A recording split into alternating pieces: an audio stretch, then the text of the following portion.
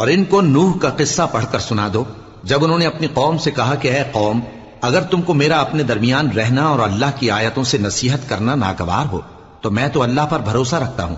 तुम अपने शरीकों के साथ मिलकर एक काम जो मेरे बारे में करना चाहो मुकर्रर कर लो, और वो तुम्हारी तमाम जमात को मालूम हो जाए और किसी से पोशीदा न रहे। फिर वो काम मेरे खिलाफ कर गुजरो और मुझे मोहलत न दो। अब अगर तुमने मुंह फेर लिया तो तुम जानते हो कि मैंने तुमसे कुछ मुआवजा नहीं मांगा।